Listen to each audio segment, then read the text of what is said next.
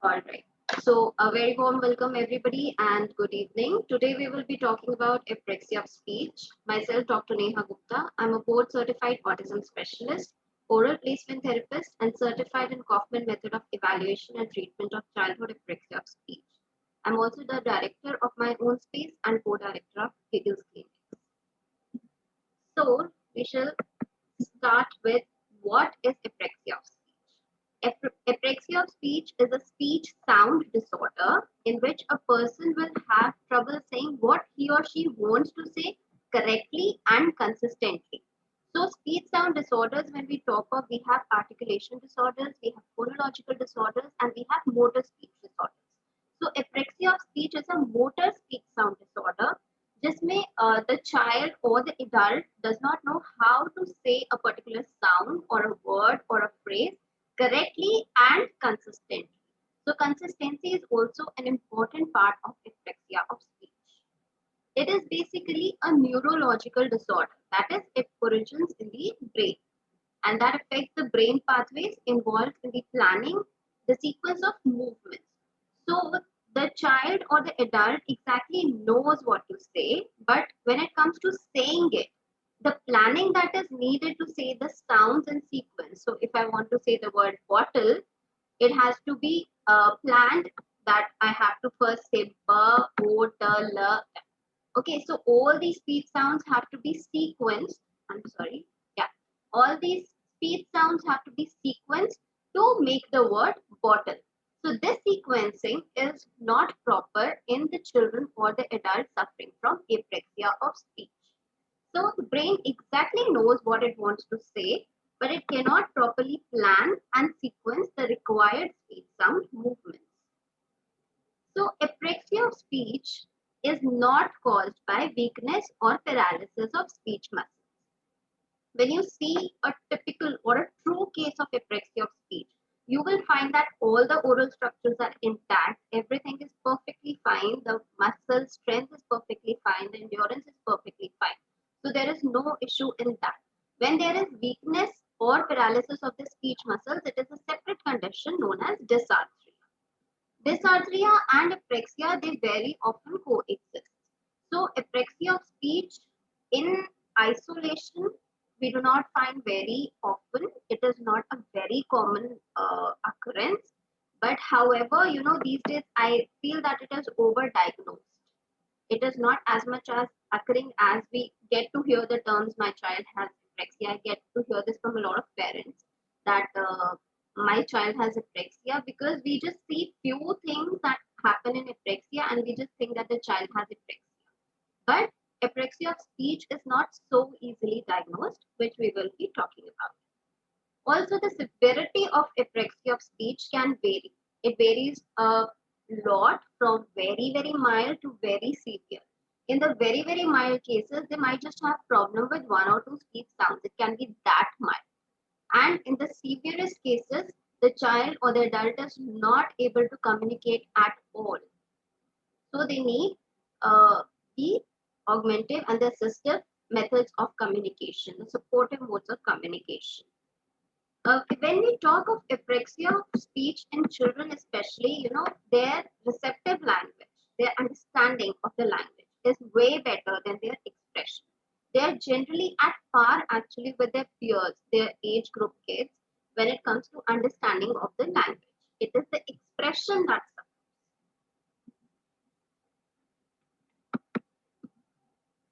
So, what are the types of apraxia of speech? There are mainly two types of apraxia of speech. One is acquired and the other one is childhood apraxia. So the acquired apraxia of speech it is something which we acquire. It can be at any age. Uh, when we talk of acquired, we generally see it in adults because the kids who have apraxia of speech at very, very early ages, they usually have childhood apraxia of speech. Okay, so acquired apraxia of speech can be caused by the damage to the parts of brain that are involved in speaking. So suppose somebody had a stroke or a head injury or a tumor or other illness which affected the brain. So somebody, an adult had a paralysis. So the speech muscles are affected. Okay, the coordination, the planning sequence, the brain pathway which causes the sequencing of the speech sounds that is affected. That condition is called as acquired apraxia of speech. It very often coexists with other conditions which can cause damage to the nervous system, like we already discussed, like dysarthria or aphasia. So aphasia is a neurological condition in which the ability to comprehend language is affected. The adult or the child has difficulty understanding language as well as expressing it. The childhood apraxia of speech, as defined by the American Speech and Language Hearing Association ad hoc committee, they defined it as a neurological childhood speech sound disorder in which the precision and consistency of movements underlying speech are impaired in the absence of neuromuscular deficits. So, talking of this first line, it means that the child has neurological origin of the disorder, that is something from the brain, which affects the precision and consistency of the movement. So, all the movements required to produce the speech, the phrases, the words, the sentences, that sequencing is affected, that motor planning is affected, but in the absence of neuromuscular deficits. That is, there are no abnormal reflexes, there is no abnormal tone, there is no muscle weakness. So CAS, as we call in short form for childhood apraxia of speech, CAS may occur as a result of no neurological impairment in association with complex neurobehavioral disorders of known or unknown origin, or as an idiopathic neurogenic speech sound disorder. So these are the conditions where they occur, which we will be talking about.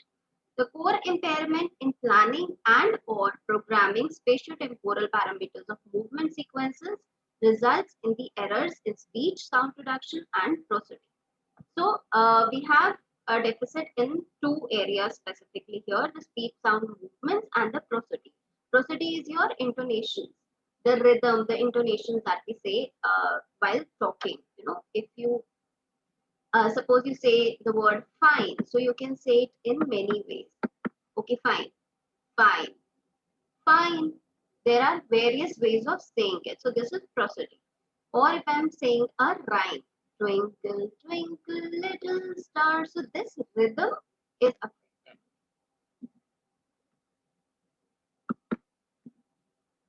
Childhood apraxia of speech is present from birth.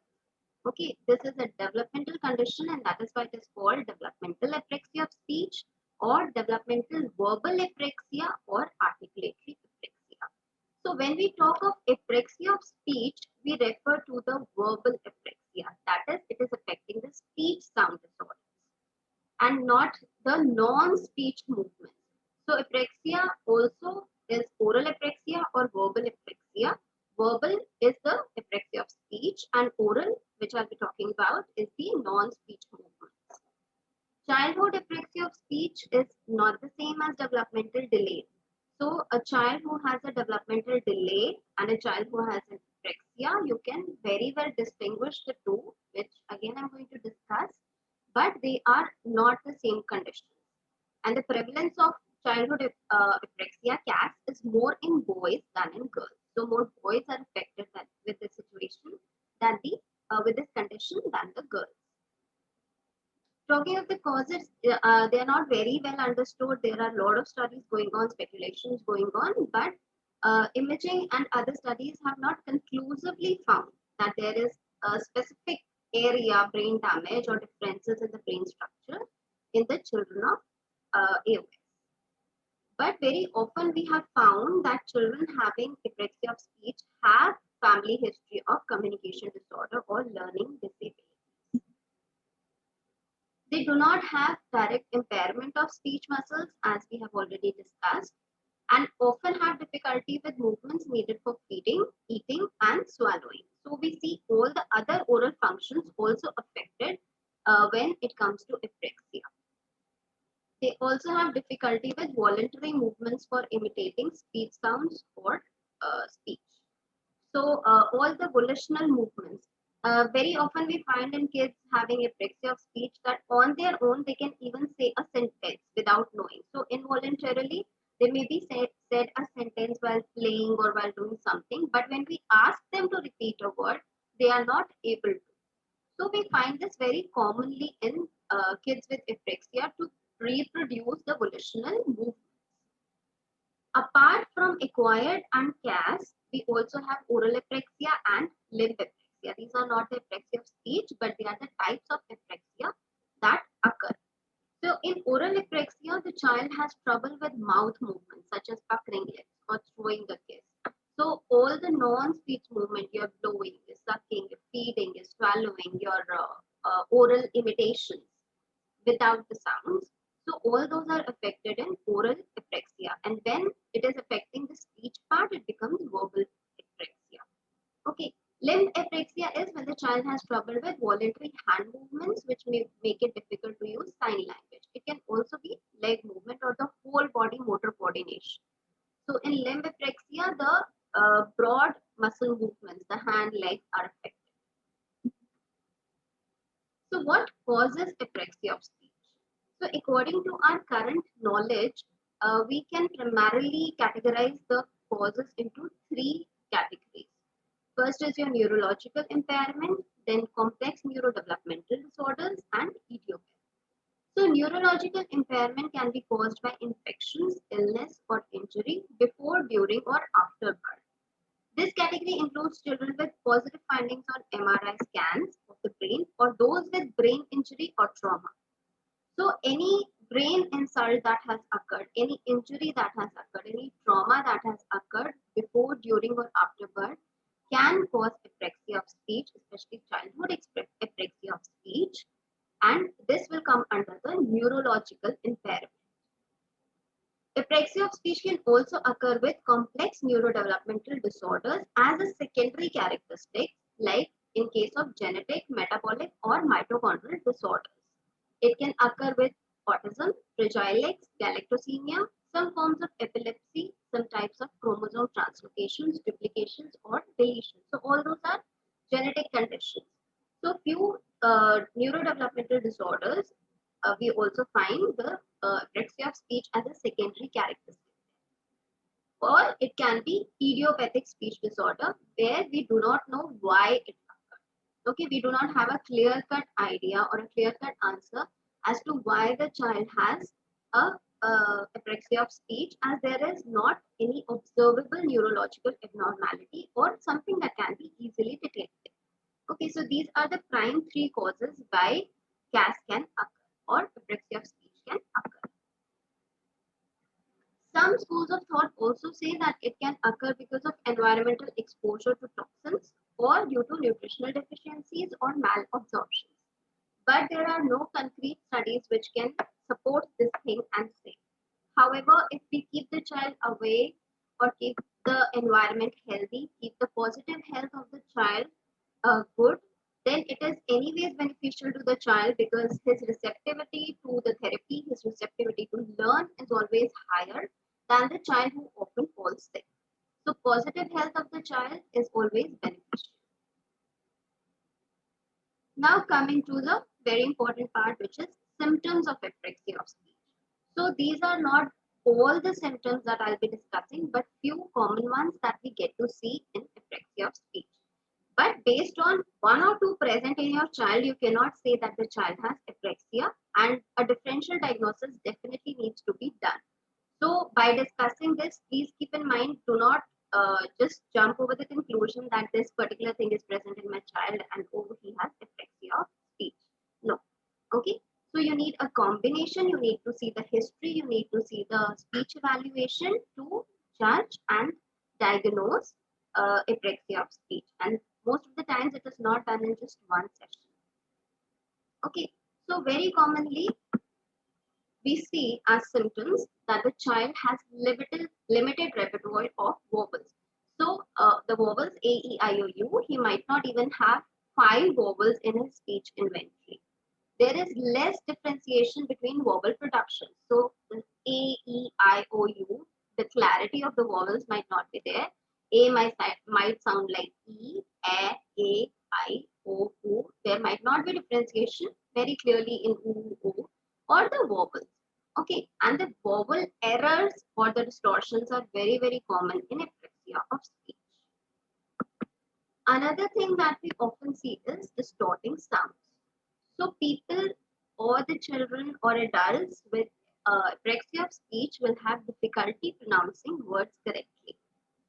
So if we ask them to pronounce any word, repeat any word, then we will see that they are having a problem. They are maybe not able to. So if I ask them to say ball, they might say bell, ball, born, bag. Anything can come out of the mouth of a child who has apraxia of speech. Although he knows in his mind that I need to say ball, but what comes out can be entirely different. Sounds, especially vowels, are often distorted. Somebody has unmuted. Please mute yourself. So, sounds, especially vowels, are often distorted, like we discussed in the first thing.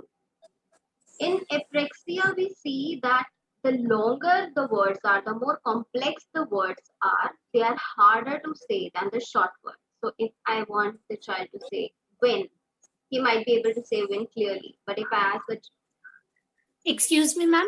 Chaya Mishra, please mute yourself. Chaya Mishra, please mute yourself.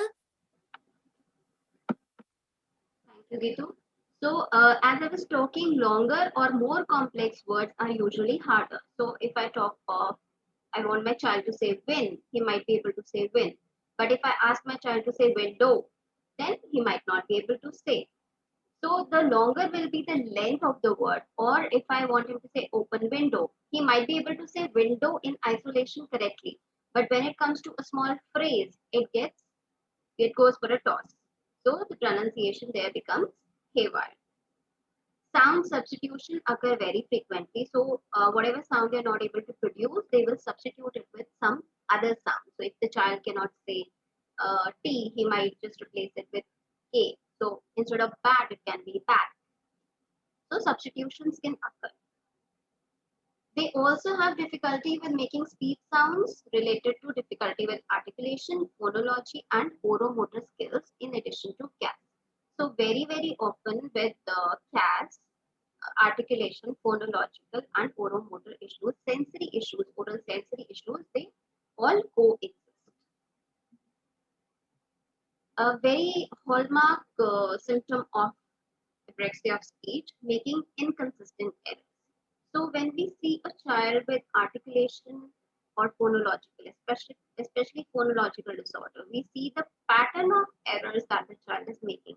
This is also very helpful for making the differential diagnosis. So the pattern of errors is very inconsistent for a child having apraxia of speech. There can be high variability of errors when we ask the child to repeat one word again and again and again. So you can see different words coming out. Something that do not make sense, they defy the rules of transcription, but something very different will come out of the mouth. And this often happens when you ask the child to repeat something. So if I want the child to repeat banana, banana is a bigger word. So suppose if I want the child to repeat duck, it can be cup, it can be duck, it can be ugg, it can be mug, it can be anything. The variability can be very, very high. The errors increase with length or complexity of utterances. So, however, with practice, like we teach and we teach the placement of the particular phonemes and the particular sounds, and the child knows how to say duck. So, for the modeled utterances, for the practice words, it will become better. But as soon as I start putting the word duck in phrases or sentences, again we might see that there are problems pronouncing that word correctly. Depending on the level of severity, a child may be able to accurately produce the target utterance in one context but is unable to produce the same target accurately in a different context. So, this contextual speaking, that in one scenario he is able to say, in the other scenario he is not able to say. It also depends on how much practice has been given to the child. So enough practice given to the child, he will be able to say it correctly in different scenarios. But suddenly if a new scenario comes, he might not be able to say it. So practice plays a very important role in apraxia. Then another thing that we see is groping for sounds. So groping for sounds is like I'm trying to say a word and I'll open my mouth, like I'm just about to say the word, but I am not getting the right sound or the word. So you will see the mouth moving a lot of times, but they're not getting the sound out correctly. This is groping. Making errors in tone, stress, or rhythm. So prosody, like we talked about, this is like it happens in almost all the kids having apraxia of speech. So this is incorrect use of prosody. They do not, or they cannot use the intonations, the pauses, the rhythms, or the exclamations that we use in our language or speech to mean things. So that is affected. Prosody is the rhythm and inflection of speech that we use to help express meaning. So if we are saying, what are you? What if I'm happy and I'm surprised, a child is supposed drawing and I'm like, wow, what are you doing? Okay, this is one way. And if I'm angry and I ask the child, what are you doing? So just by the change of my tone, the whole meaning has changed. This particular thing is lacking in the children or adults with apraxia of speech. Someone who has trouble with prosody might use equal stress, segment syllables in a word, omit syllables in words and phrases, or pause inappropriately while speaking. So, the pauses can be haphazard. They might just miss out something, they might add something, but the rhythm and intonation you will not see like a normal speech or like a sentence we say. They often have more difficulty with volitional self-initiated utterances as compared to overlearned automatic or modeled utterances.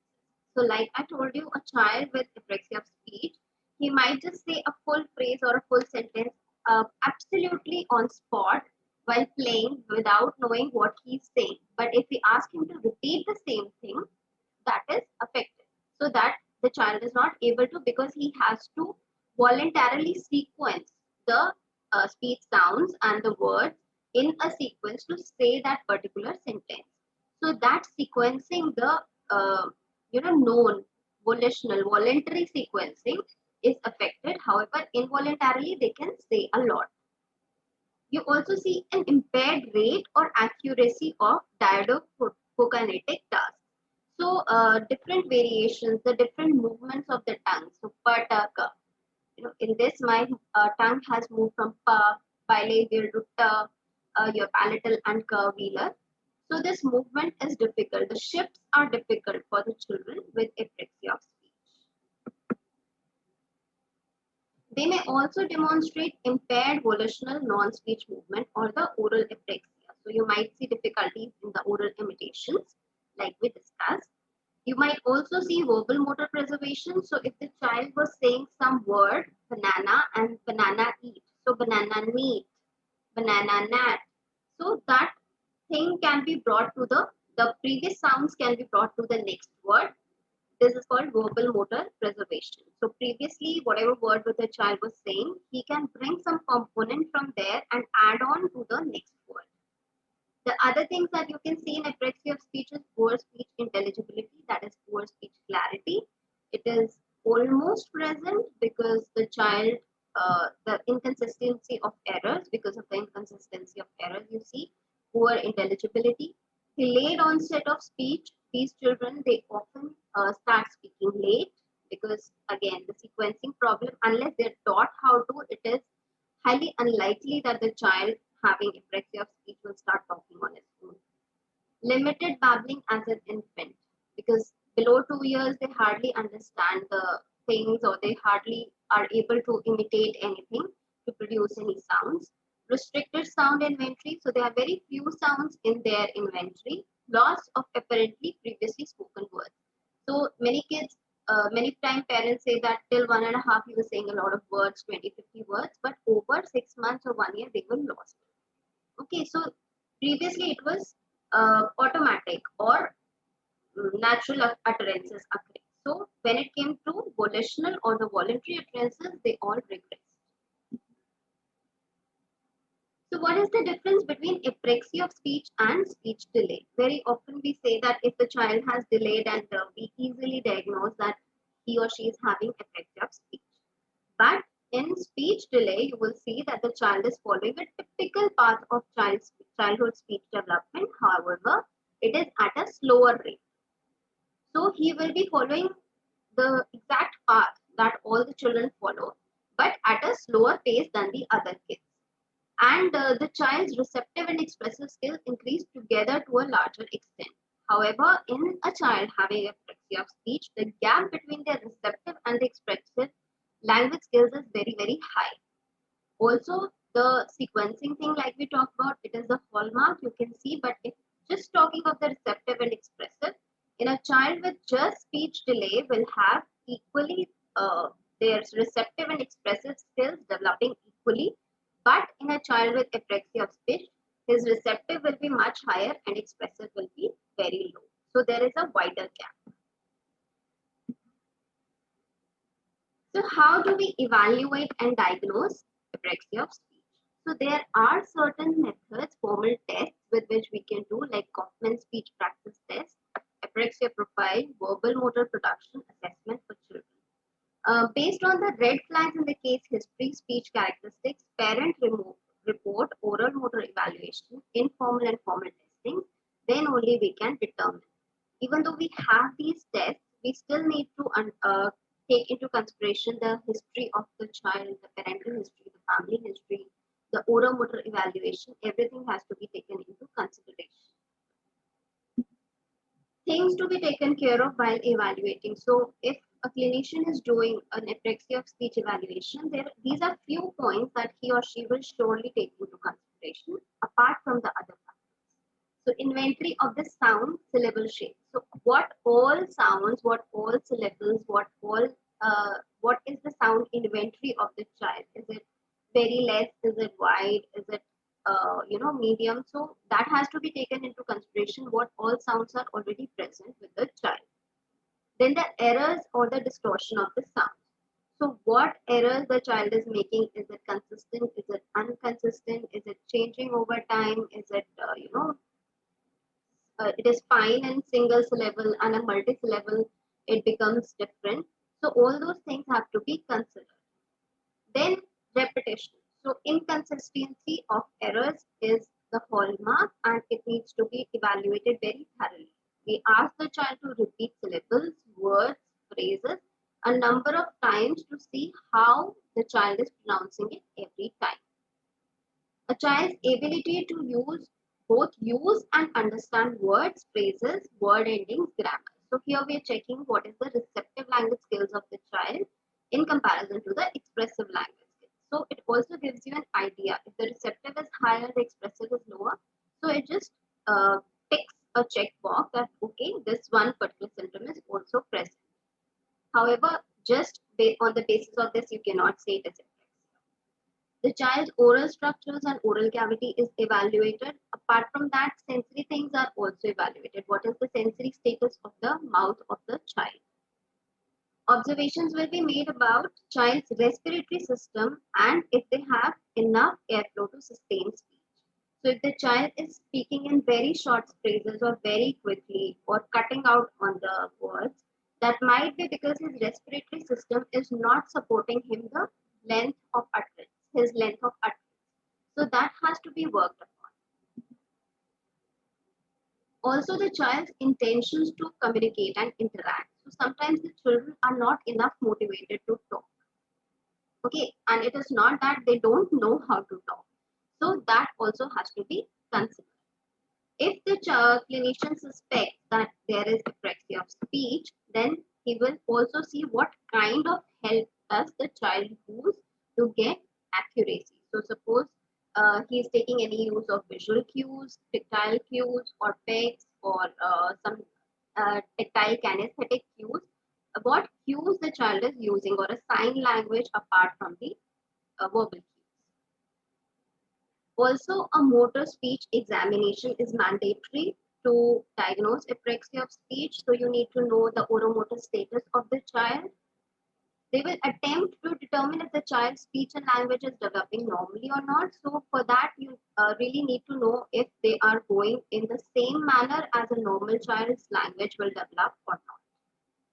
In the end, after taking into consideration everything, a differential diagnosis has to be created where you check all the parameters, what all you have recorded, what you all you have assessed, then what you have gathered the information from your parents' reports, your interviews from the parents, observation of the child, and then a differential diagnosis is created that it can be apraxia of speech, it can be dysarthria, it can be just speech delay, it can be receptive delay, it can be expressive delay, and very often we will find that it is a combination of two or three conditions.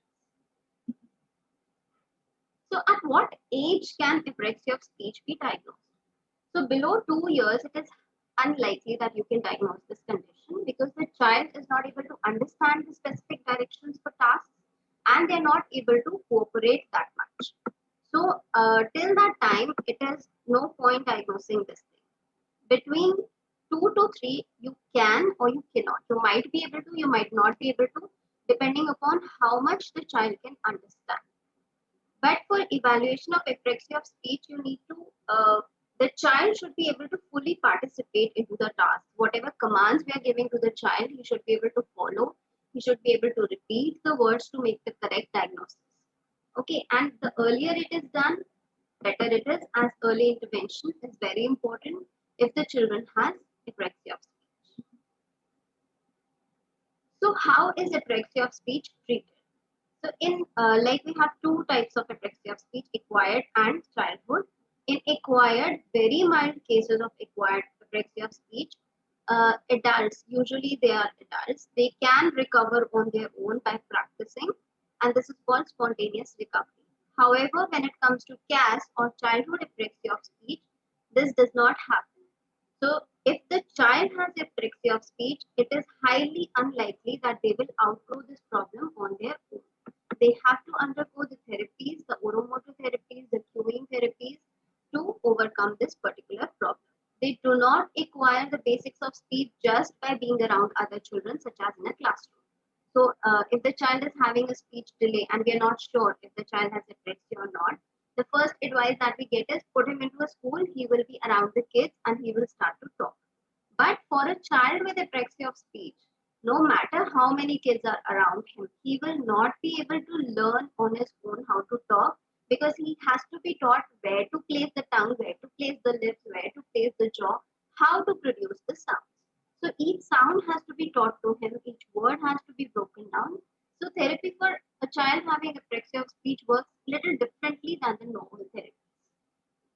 It is tailored to the individual need and designed to treat other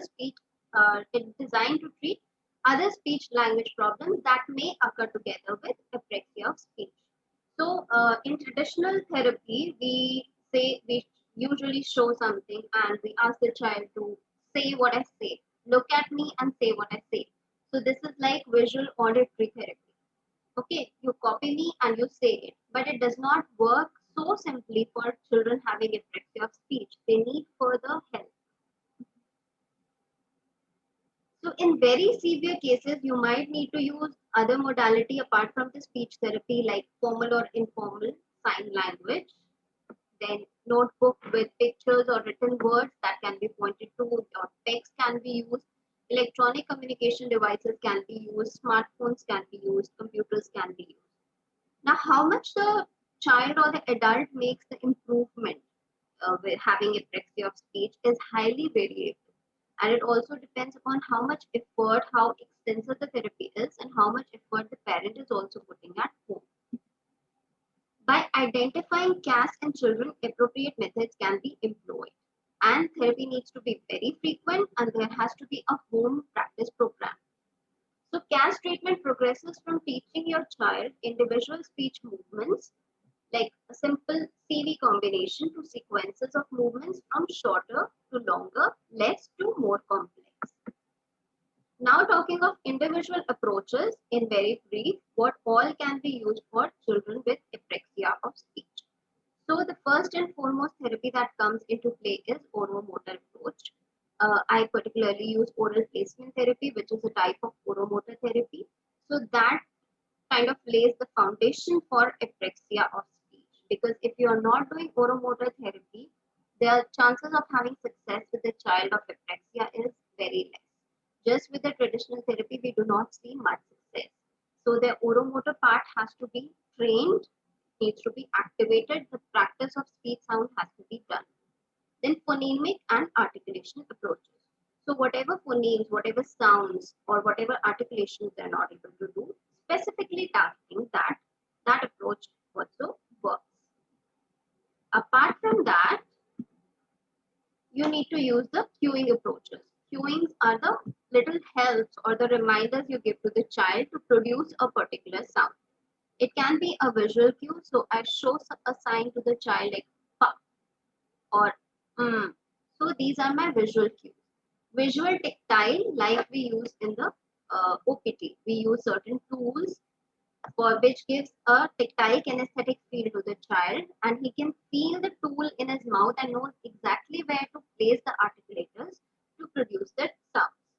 Physical cues or the prompt techniques where you use your hands to touch the various areas of the child's mouth to tell him exactly how to produce the sound.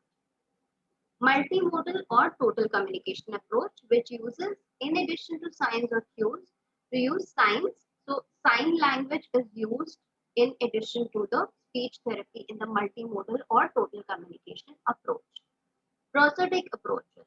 So children having mild apraxia of speech or children who have mastered or learned certain utterances, they are also given prosodic therapy so that they can use the rhythm and the intonations into their speech. So prosodic approaches are also required for the children having apraxia of speech. Then shaping approaches. Shaping approaches are where the words are deconstructed and constructed. So if you have a bigger word and the child is not able to say it, you break it down to smaller ones and then combine them together to make a bigger one, like Jordan. So Jordan, if the child is able to produce the sound the, then we will start with the, then add oda, then add odon, then make it orden, then make it Jordan. So for Jordan, we have to break it into 4 to 5 further steps, like just like task analysis. So we have to break down the words and see what the child can say easily and build upon it. So oromotor approach, phonemic or articulatory, cueing approach, multimodal approach, prosodic approach, and shaping approach. These are the commonly used therapies for apraxia of speech, and normally single does not solve the problem, so you have to use the combination. So coming to the last part, what makes speech therapy different for children with apraxia? So in the traditional speech therapy, where the kids have speech delay maybe, or the uh, receptive and expressive language disorders, or other types of speech and language issues. So we are usually using mostly the traditional speech therapy, which is the visual auditory, like you look at me and say what I say. But apraxia of speech is a motor speech disorder. So the foundational therapy that is used for apraxia of speech is the oromotor therapy or the oral placement therapy. As it involves a difficulty or inability to plan and program the rapid sequencing and timing of movements needed to produce speech that can be understood by others. So we need to work on the motor aspects of the child, how to plan the sequencing of the sounds, the words, the phrases, to produce a sentence or a phrase which can be understood by the other people. So their oral structure have to be activated so they can move at just the right time. The therapy approach needs to focus on the actual movement of speech structures and muscles during speech attempts. So we need to focus on where the articulators are going. So if the tongue is moving right or not, if the lips are moving right or not, if the jaw is stabilized or not. So articulators have to be taken care of in this particular treatment. Two things which play a huge role in apraxia of speech therapy is practice. So a child having an apraxia of speech needs a very high dose of practice as compared to a child just having a speech delay. or receptive or expressive language delay. So the repetition, the practice with a child having apraxia is comparatively very high as compared to other children. So intensity and frequency. Intensity is practicing a lot and frequency is practicing often are the key concepts we need to take care of while treating apraxia of speech. And just by going to therapies, it is not as beneficial if you do not practice at home. So if you take your home plans and you take your home practice sessions and you do the intensive training of the child at the home, then you will see far better results. You need to practice maybe 20, 30 times more with a child having apraxia of speech than a normal child with speech delay. Another thing that is very important in this therapy is use of cueing. So like already discussed, visual cues, verbal cues, tactile cues, hand cues, touching, anything you give to a child with apraxia. Okay, cues are very important because they do not understand where I need to keep the tongue, where I need to keep the lips, where I need to articulate to produce a particular sound. So that has to be taught to them so that they can produce the sounds and the words. These are cues, are the reminders from the therapist. And while you're giving the cues to the child, you should also take care that you need to fade off those cues in time. So, in very brief, we discussed about what is apraxia of speech, the types, the causes, the symptoms, and how can we treat apraxia of speech. So, this was a brief presentation about what is apraxia of speech. I hope it was beneficial to all. We can now be open to the questions.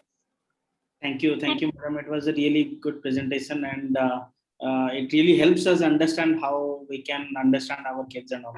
So I have a quick question. That is, the kid is babbling from after the birth of 10th months, okay, and now he's almost 6 years, but he's not speaking more. He's just speaking Baba, Mama, Papa. We understand that kid is able to understand what we are saying, but response is not there. Okay, he's doing whatever we are asking. Maybe small things he's able to do, but if we ask multiple things, multiple things like bottle with small cap or big cap or red color, that color, so lot of information, multiple informations is not able to process. But yes, few things he understands. For example, if we tell he's fond of mobiles or any other item, so whatever he's looking for, he will try to get it, okay, by anything. But if we try to push him to say something, then we'll be able to give him, or we try to create any dependency, he just sits quiet or he tries different ways. So what should we think? Is it because of natural, by birth it is the issue, or what is the issue? What is the age of child now? 6. Sorry? 6, age 6. 6 years. 6 साल का, 6 साल का. 6 साल का. Okay. See, first and foremost, as I mentioned, कि apraxia of speech जरूरी नहीं है कि अकेले ही आए. ठीक है? It can coexist with your receptive and expressive language disorders. It can coexist with other conditions. Does the child have autism also? Yes. So, see, autism also comes with its own challenges. Correct. Along with autism and apraxia, if you have both the diagnosis, do you have a clear-cut diagnosis of apraxia? No, we have not gone for that. So clearly नहीं किया है. Clearly नहीं किया है. So you first need to understand whether the child has apraxia or not. अगर आप नहीं भी diagnose करा रहे हैं, then focus on the part. If the child is not able to produce the sound, work on the oromotor aspects, work on the oromotor therapy. At the same time, work on the communication skills of the child, increase the receptive language of the child, increase the expressive language of the child. Expressive तब improve होगी जब when he will start talking. But at the same time, with the oromotor approach, give the receptive language skills. So both have to work hand in hand. So currently, we send him to school also. वो school जा रहा था, लेकिन उसने ज़्यादा कुछ सीख नहीं पाया. But he is having autism, but it is very mild what we think, because he is very protective towards himself. अगर कहीं पे जॉगिंग करने जा रहा है या फिर साइकिल चला रहा है या फिर कुछ भी कर रहा है, he now starts eating himself. Okay, autism का उसका symptoms है, लेकिन it is not that strong what we believe. Okay, on top of that, if we, what we think is, if speech can be improved, or possibility of speech is coming up, right, then it will be easy to, train him. Okay, so what we think is where we should focus. Oromoto में focus करना जरूरी है या फिर? Have you been taking speech therapy for him? We had been through, but not we couldn't continue for long time. लेकिन हम लोगों ने एक दो मतलब minimum session कुछ किए हैं. Okay. See, first you need to try out. Okay, if you're very sure कि बच्चे को oromotor issues हैं, जैसे आप बता रहे हैं, he's very cautious or something, there can be associated sensory issues as well. Okay, it can be gravitational insecurity also. So sensory profile मुझे बच्चे का नहीं पता है. Basically ज़्यादा नहीं पता है. So what you're telling me, what I can tell you is, कि first look for speech therapy. If you think that is not working for the child, you definitely need to go for OPT or the oromotor therapy. Okay, if the child is not yet able to produce the sounds, अगर अब तक उसके sounds नहीं आ रहे हैं, तो I don't think कि traditional therapy आपको बहुत ज़्यादा help करने वाली है. You will need to go for oromotor therapy. At the same time, like I mentioned, will work on the receptive skills, which are the communication skills of the child. So both the things have to be worked together. Receptive skills में मतलब madam, we understand that Hi, Neha. understands what we are trying to say. He understands and he works accordingly, but it is just that he is not able to show us that he understands. वो हमको दिखा नहीं पाता कि हम लोग जान रहे हैं. मतलब अगर हम बोलेंगे कुछ तो वो सुन लेगा, लेकिन वो डायरेक्टली उसको रिस्पॉन्ड नहीं करता है. चलिए मान लीजिए बच्चा बोल के नहीं बता पा रहा, तो वो टच करके पॉइंट करके तो दिखा सकता है आपको. If you ask him to touch or point, अगर वो नहीं कर रहा है तो उसके receptive skills lack कर रहे हैं. Receptive. Okay. Okay. Thank you, madam. Thank you so much. Okay. Hello, ma'am. I have a question. This apraxia has come recently to our notice. Before that, we were doing traditional speech therapy.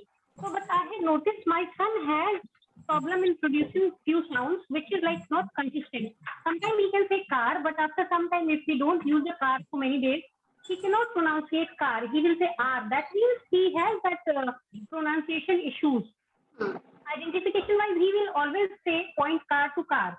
But like vocalizing, he has that issue. So now, like before, we have never worked on oral placement therapy. We have not worked on OPT. So now, like he is 10-year-old now. So is it like advisable to start OPT also, like to get the sounds proper? We are also using Agana's app for communication, but he can speak. So I wanted to get that clarity also. See, OPT works for all ages. Okay, there is no certain age that after this age it's not going to be helpful, because you are working on the oral structures. Yes, if you start early, then it is easy to mold the child, because whatever he has learned, we need to sometimes break that pattern and make him learn the new ones. Okay, so that can take a little time, but it is not that it will not be helpful. It depends on how much the child is speaking right now. Do we need to teach the new skill, or do we need to first break the old pattern and then teach the new skills? But OPT works across all age groups and across all diagnoses.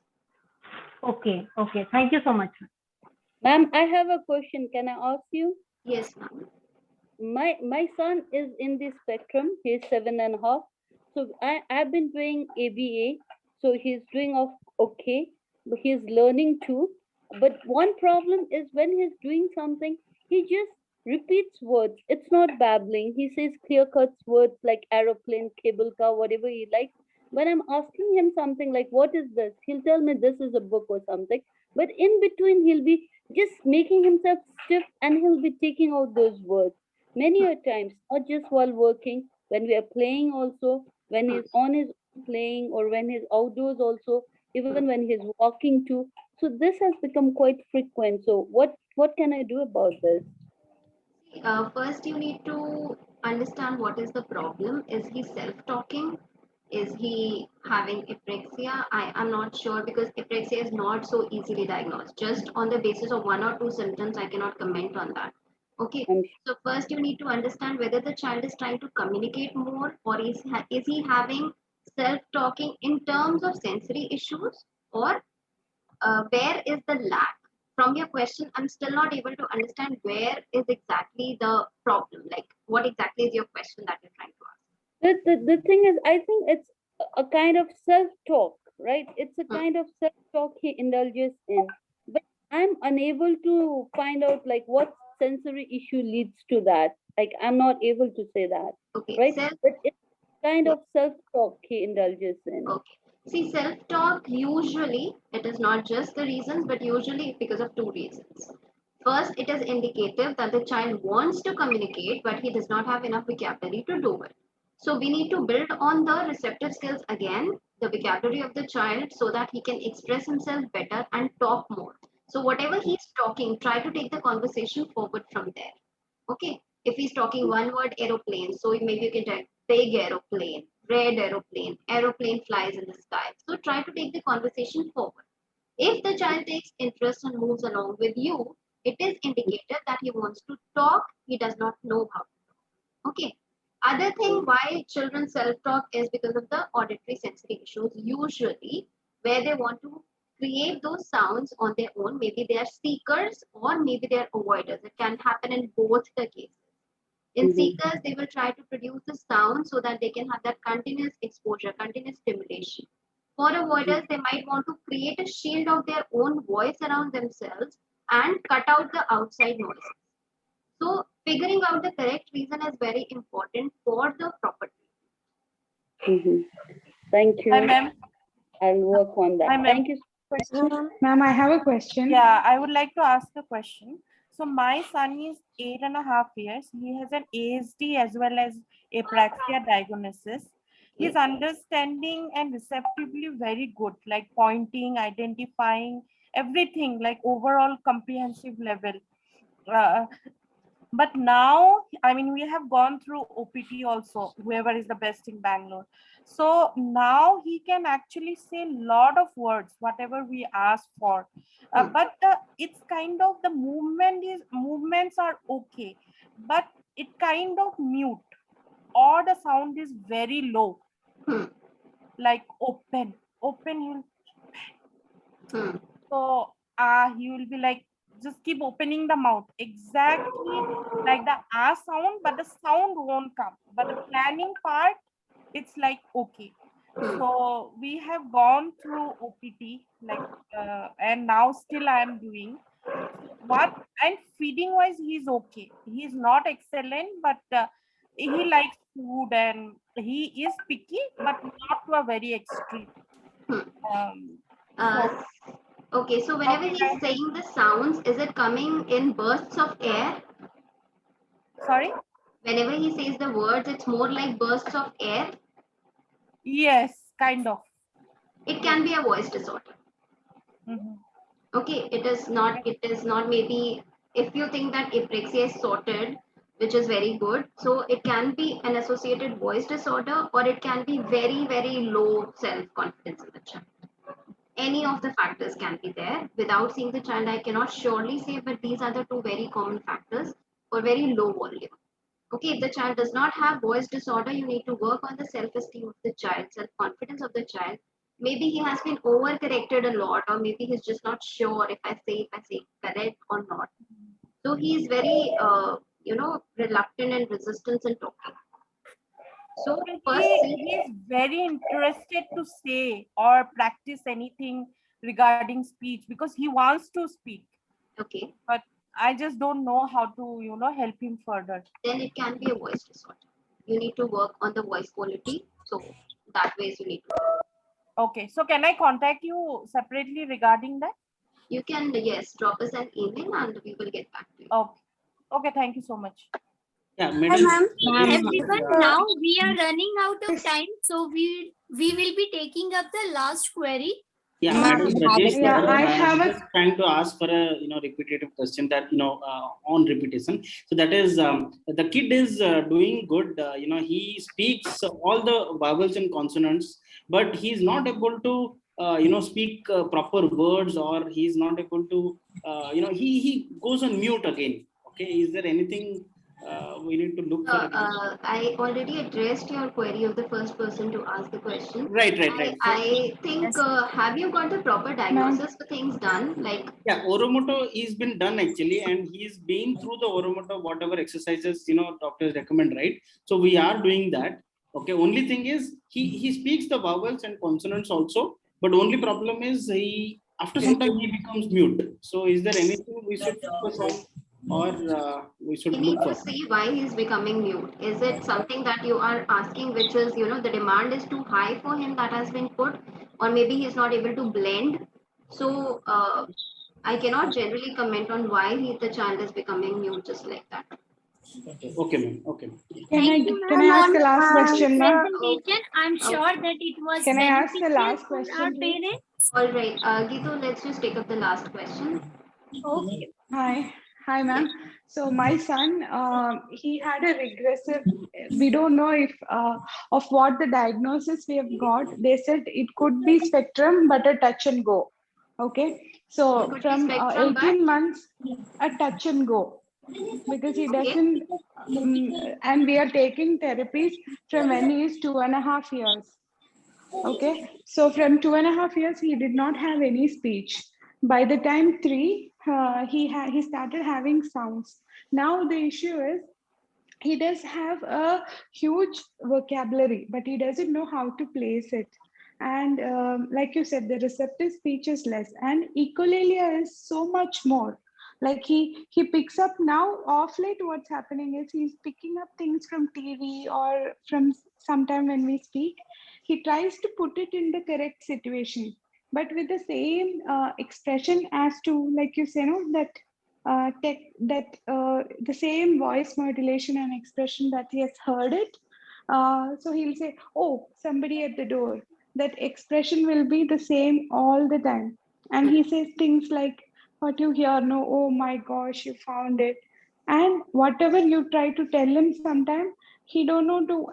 He won't give you an answer for it. He would just repeat it for you. More of scripted speech. Yeah, very very scripted. Hmm. It just with we've been taking therapies past 2.5 months. We've not been able to, lockdown and all, we've not been able to continue the therapy because online thing never worked for him. He would not just sit in front of the laptop. So my question for you is, what else I can do to push him? I've never taken oral that therapy because he never had any oral motor issue from his therapist. From 2.5 years, he is taking occupational therapy, speech, now even education also. So, can you guide me, please? How old is he now? He's just turned 4 years and 3 months. He's 4 years. And, But he can say, like, you see a sanitizer, he'll say sanitizer properly. It is sanitizer. You ask him what it is, and whatever comes in the TV and all, whatever he's learned, he can like literally script it like a big long sentence. He says, "Oh, it was a very emotional day from Blippi." So, but sometimes when I ask him questions, so like if I ask him, "Do you love mommy?" then he don't know to say it. okay. So, see, first, I think he does not have oromotor issues as far as I can guess. Okay. Okay. You need to work again on the communication part of the child. Decrease the number of questionings. Okay. Make it minimal, like really the questions that are required. Go for the Okay. descriptive things. Go for self-talks. Go for parallel talks. More of parallel talk. Okay. And Okay. use descriptive speech in your routine. So if you're describing, if you're asking what is this, like if there's a car, so instead of asking what is this, it will be like whatever is the name of the child, that beta, this is a, and you let him fill in. If he doesn't fill in, you wait, you fill in. Okay. So you need to change your mode of communication from interrogative to descriptive first of all. All right. Okay. Apart from Okay. that, we need to see what are the lags in the communication skills as per the age of the child. So I cannot comment on that just now.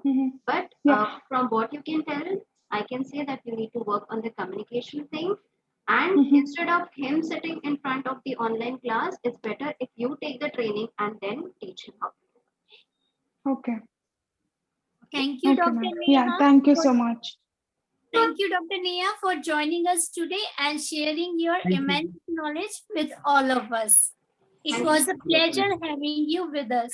Thank you so much. Thank you. Thank you so much, ma'am.